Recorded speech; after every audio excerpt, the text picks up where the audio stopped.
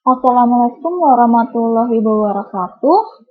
Kami dari kelompok 8 akan menjelaskan tentang prinsip pewarnaan imunohistokimia dengan anggota yang terdiri dari Mbak Indriani, Mbak Jumi Astuti, Pak Kiki Dinata, Mbak Inggit Permatasari, dan saya sendiri Julia Widasuti, dan terakhir Mbak Kiki Arina Dewi. Pengertian tentang teknik imunohistokimia atau IHK atau imunohistochemistry atau IHC adalah proses untuk menentukan letak atau lokasi serta jenis protein antigen yang berada di dalam sel-sel jaringan dengan reaksi antigen antibodi. Asal kata imuno adalah antibodi yang digunakan dalam prosedur reaksi antigen antibodi. Histo disebut juga dengan jaringan, kimia disebut juga dengan reaksi yang berjalan, penggunaan enzim dan step.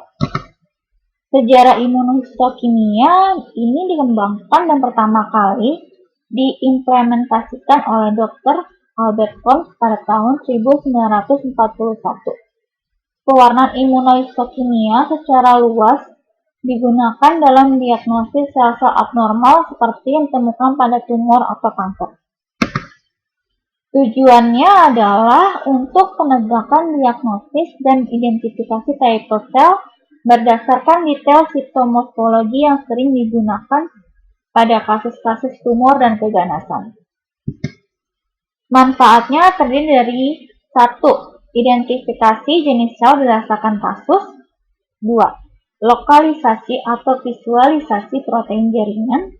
3. Karakterisasi antigen tertentu.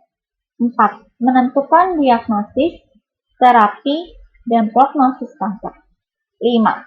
Mendeteksi reseptor hormon sel kanker. Teknik yang digunakan ada immunoenzim dan immunofluorescence. Perpaduan antara reaksi imunologi dan kimiawi, di mana reaksi imunologi ditandai dengan adanya reaksi antara antibodi dan antigen. Sedangkan reaksi kimiawi ditandai dengan adanya reaksi antara enzim dan substrat. Prinsip teknik imunoenzim adalah antibodi dilabel dengan enzim atau fluorokrom. Pada pewarnaan yang menggunakan enzim, antibodi dilabel dengan substrat homogen yang menghasilkan produk akhir berwarna dan tidak larut yang dapat diamati dengan mikroskop cahaya. Kromogen enzim terdiri dari peroksidase, alkali fosfatase, dan glukosa oksidase. Dan untuk prinsip teknik immunofluorescence adalah pada pewarnaan imunohistokimia yang menggunakan fluorokrom, antibodi yang dilabel dapat langsung diamati tanpa harus direaksikan dengan bahan yang menghasilkan warna di bawah mikroskop fluorescence.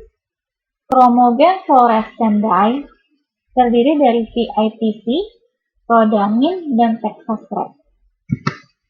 Metode imunohistokimia terdiri dari 4, yaitu 1. Metode langsung direct method, 2. Metode tidak langsung indirect method, 3. Metode avidin biotin kompres atau ABC, 4. Metode septavidin peroksidase.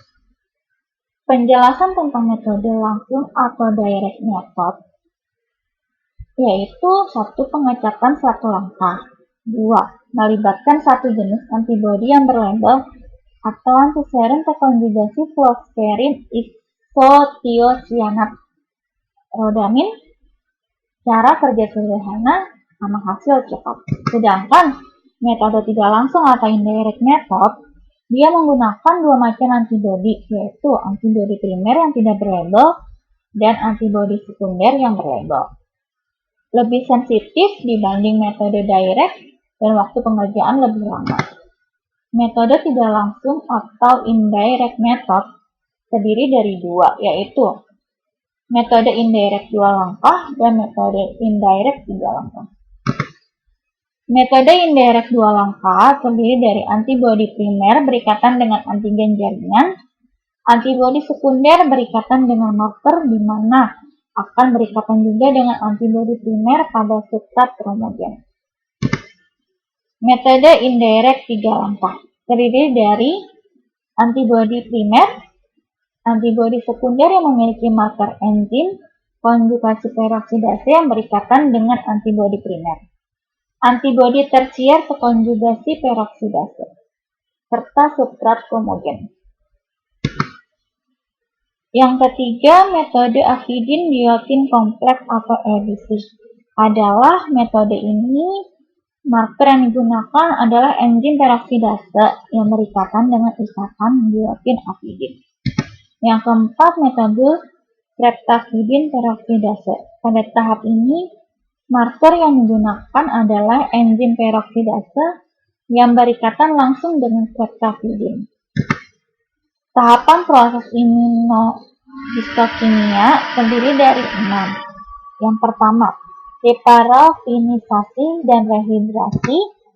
Deparafinisasi adalah proses menghilangkan parafin pada jaringan dengan silau, sedangkan rehidrasi adalah pengenceran etanol bertingkat untuk menghilangkan parafin yang ada dalam jaringan.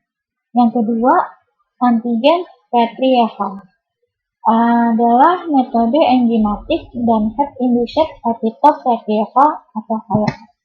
Yang ketiga, endogenous blocking, memblokir aktivitas endogen peroksidase dengan larutan hidrogen peroksidase untuk meminimalkan munculnya pewarnaan background yang akan mengganggu pemanasan. Keempat, protein blocking, untuk memblok protein yang tidak spesifik pada jaringan yang akan berpotensi mengganggu ikatan antigen antibodi. Yang kelima, antibodi primer, menggunakan antibodi monoklonal atau poliklonal. Antibodi sekunder akan diaplikasikan untuk berikatan dengan antibodi primer yang telah berikatan dengan antigen teridentifikasi pada jaringan. Keenam, kromogen, untuk memvisualisasikan kompleks antigen antibodi ditambahkan pewarnaan pada latar belakang dengan hematosilin. Kesimpulan, 1. Reaksi antara antigen dan antibodi adalah reaksi yang tidak kasat mata, maka memerlukan teknik khusus untuk identifikasinya.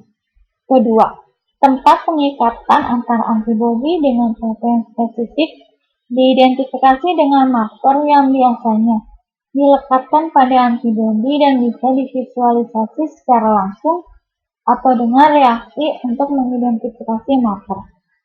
Ketiga, adapun beberapa enzim atau konjugat yang berupa senyawa berwarna antara lain luminescent, jadwal frekuensi, logam berat, serta enzim.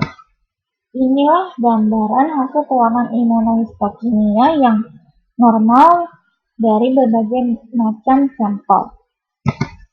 Ini daftar pustakannya. Sekian presentasi dari saya. Assalamualaikum warahmatullahi wabarakatuh.